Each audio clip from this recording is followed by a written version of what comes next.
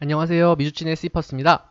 오늘은 감성의 애플 바로 분석 들어가 보겠습니다. 본 자료는 애플의 2020년도 사업보고서를 기반으로 작성되었으니 재미용으로 참고만 해주시면 감사하겠습니다. 아직 구독과 좋아요 안 누르신 분들은 꼭 부탁드릴게요. 애플의 분석을 하기 앞서 애플의 간단한 소개만 언급하고 넘어갈게요. 애플은 1976년 4월 스티브 잡스에 의해 설립된 미국의 IT 기업이죠. 11월 10일 기준 시가총액은 약 2조 달러를 기록하며 지구상에서 가장 몸값이 비싼 회사이기도 합니다.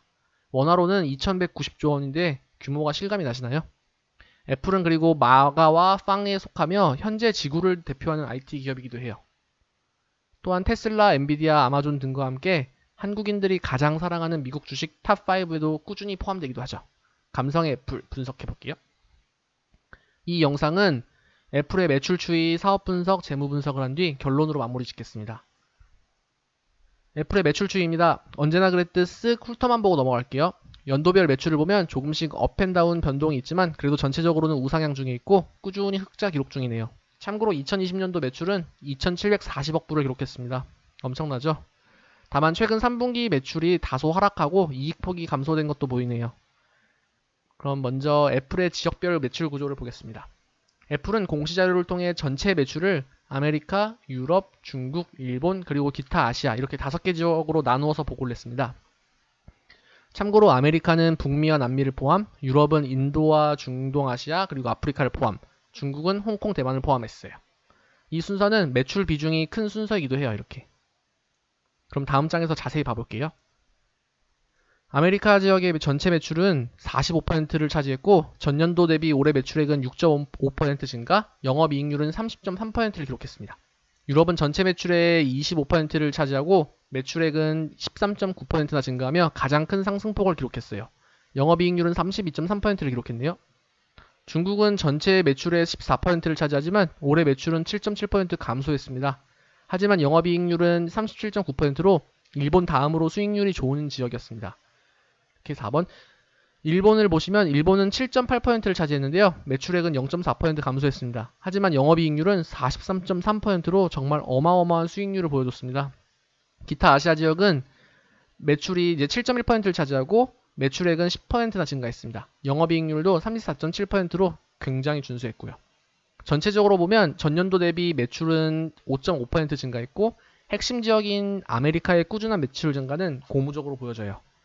다만 이 지역은 나머지 4개 지역에 비해 영업이익률은 제일 낮은 편입니다. 그래도 30.3%는 엄청나죠. 다른 기업들에 비하면. 반대로 영업이익률이 가장 높은 일본과 중국의 매출 감소는 눈여겨봐야겠습니다. 애플은 소비자를 판매하는 특성상 최근 미국과 중국의 무역전쟁의 여파가 여전히 있는 것 같습니다. 유럽의 매출은 14%로 가장 크게 증가했는데 인도 시장의 성장이 주 이유였고 애플에게 인도 시장은 앞으로도 계속 중요해 보입니다. 다음은 애플의 제품별 매출 구조입니다. 애플은 제품별 매출 구조를 아이폰, 서비스, 웨어러블, 맥, 아이패드 이렇게 5개로 구분시켜서 보고 있어요. 이 순서는 전체 매출 비중에서 차지하는 이제 순서이기도 합니다. 이렇게 보이시죠? 다음 장에서 자세히 봐볼게요. 아이폰은 애플 전체 매출의 절반을 차지하는 핵심 사업부예요. 하지만 전년 대비 매출은 3% 감소했습니다. 서비스는 앱스토어, 애플 아케이드, 애플페이 등등 디지털 상품과 구독 서비스, 그리고 결제와 관련된 사업 부분인데 전체 매출의 19%를 차지하고 매출액은 16%가 증가했습니다. 참고로 서비스 사업은 앞으로 애플에게 가장 중요한 사업군이 될 섹터로도 평가받고 있어요. 웨어러블은 에어팟과 애플워치 등 다양한 액세서리 등을 판매하는 사업인데요. 전체 매출의 11%를 차지했고 매출은 전년 대비 25%나 성장하는 등 올해 애플의 매출 증가에 큰 역할을 한 사업 부분입니다. 참고로 향후 사물 인터넷, IoT 아시죠? 이 분야의 시장이 커질수록 웨어러블의 매출액도 꾸준히 증가할 거로 예상돼요. 맥과 아이패드는 전체 매출의 10%와 8%를 차지하고 전년 대비 11% 성장하는 등 지속적으로 여전히 성장하고 있는 섹터이긴 합니다. 그럼 제품별 3년간의 매출 변동을 그래프로 한번 봐보겠습니다. 그래프예요. 한 가지 걱정스러운 점이 보이시죠? 전체 매출의 절반을 차지하는 아이폰의 매출이 18년부터 이렇게 2년간 꾸준히 감소했다는 점이에요. 총 16% 감소했네요. 하지만 서비스 매출은 35% 성장, 웨어러블은 76% 성장, 맥 매출은 13%, 그리고 아이패드 매출은 29% 성장하는 등 아이폰을 제외한 모든 사업 부분이 2년간 두 자리 매출 성장을 이루었어요. 하지만 매출의 핵심인 아이폰이 크게 감소하면서 전체 매출은 3% 성장만 이루었네요. 특이사항을 볼게요. 아직까지 애플에게 아이폰의 매출은 절대적입니다. 서비스, 웨어러블, 맥, 아이패드의 매출을 다 합쳐도 아직 아이폰의 매출보다 작아요. 이런 상황에서 아이폰의 매출이 매년 줄어든다는 것은 긍정적인 신호는 아니에요. 하지만 이거 보시면은 서비스와 웨어러블이 엄청나죠. 웨어러블과 서비스의 폭발적인 성장을 보면 향후 애플은 이제 IoT 시대에서 가장 큰 수혜자가 될 수도 있고 전체적으로 매출 비중을 건전하게 조정 중에 있는 상태로도 볼 수 있습니다. 참고로 웨어러블과 서비스의 매출이 아이폰의 매출과 비교해서는 상대적으로 작아 보이지만 에어팟 아시죠? 무선 이어폰. 이 에어팟의 단일 매출이 엔비디아 전체 매출보다 크고 서비스 섹터의 매출은 LG전자 전체 매출과 비슷하니 정말 애플의 전체 매출이 어느 정도인지 가늠이 되시나요? 엄청나죠? 매출 구조를 파악했으니 다음은 손익계산서를 통해 애플의 수익률을 볼게요. 2018년부터 2020년까지 3년간의 흐름을 표로 정리해보았습니다. 매출은 앞에서 보셨듯 업앤다운 하고 있었고요. 매출 총이익률은 비교적 변동 없이 꾸준했어요. 하지만 영업이익률과 순이익률을 보시면 매년 조금씩 하락하고 있는 것을 볼 수 있네요.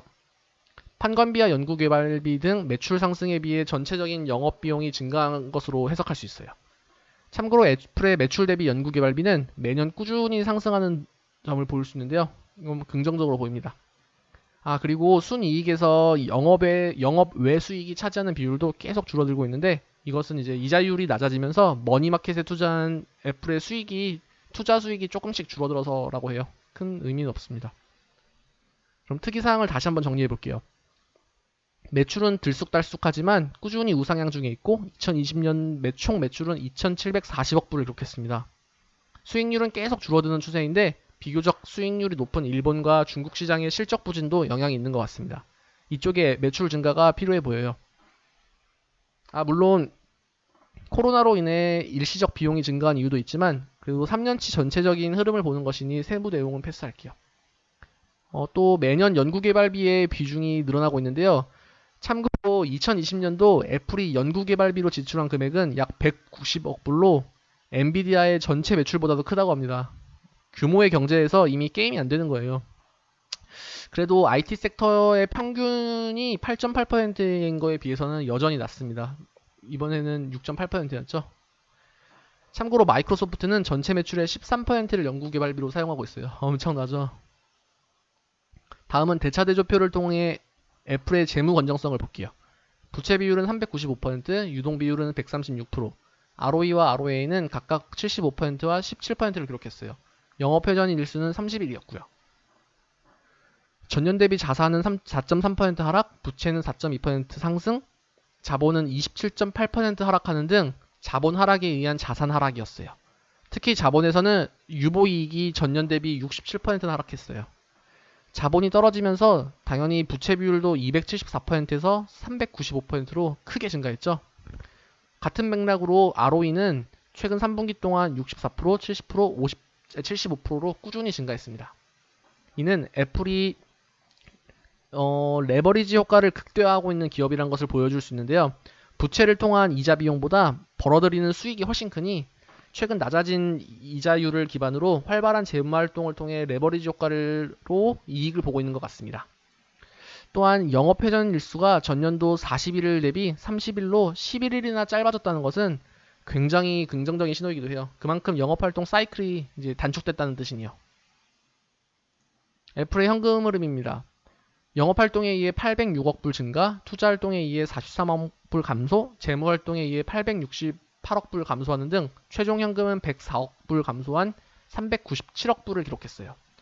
영업활동은 순이익 574억 불, 감가상각 110억 불 등에 의한 증가였고요.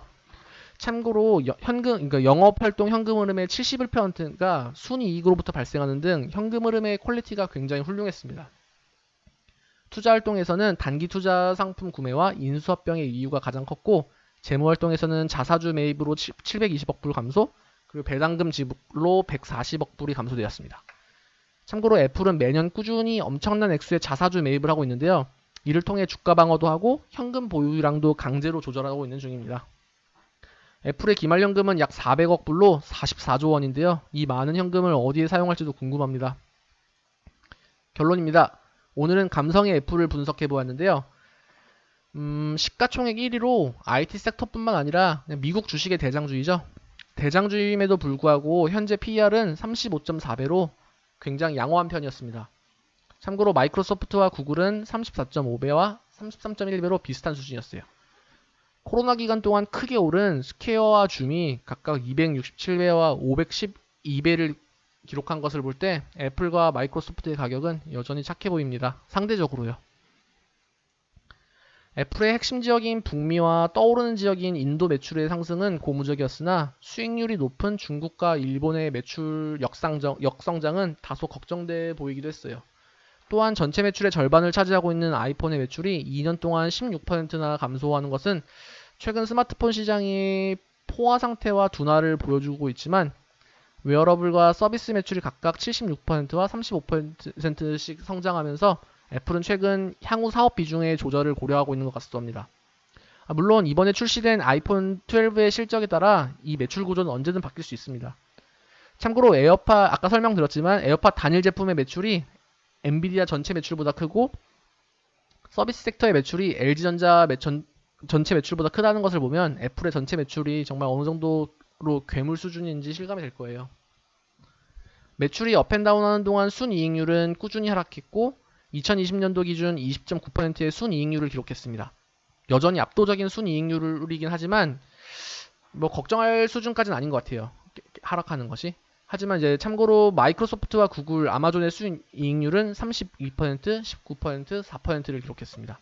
마이크로소프트는 어떤 지표를 봐도 정말 대단한 것 같습니다.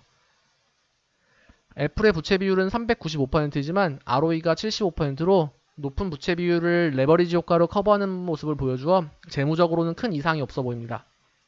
또한 영업활동에 의한 현금 흐름의 71%가 순이익에 의한 것으로 좋은 현금 흐름 퀄리티도 보여주기도 했고요. 애플은 훌륭한 브랜드 파워를 기반으로 충성 고객이 많아서 앞으로도 안정적인 매출 증가를 기대할 수 있고 무엇보다 IoT 시대의 최대 수혜자로 볼 수 있을 것 같아요. 또한 지속적인 자사주 매입과 액면 분할 등으로 주가 방어에 엄청나게 신경을 쓰고 있는 등 주가가 단기적으로는 업앤다운 할 수 있지만 장기적으로는 우상향할 거라는 믿음이 드는 몇 안 되는 회사이기도 합니다. 이번 사업 보고서에서는 아이폰의 매출 감소가 크게 부각돼 보였는데 이번 출시된 아이폰 12의 시장 반응과 판매량이 굉장히 중요해 보입니다. 웨어러블과 서비스의 매출 상승폭이 어마어마하지만 어찌됐든 여전히 애플 전체의 매출의 절반을 차지하는 것은 아이폰이니에요. 핵심 제품군인 아이폰의 성장이 결국 애플의 성장이기도 합니다. 예. 구독과 좋아요 부탁드리고 격려의 댓글 항상 감사드립니다. 혹시 분석이 필요한 기업이 있으면 댓글로 꼭 알려주시고요. 날씨가 추워졌는데 모두 감기 조심하고 다음 영상으로 찾아뵙겠습니다. 감사합니다.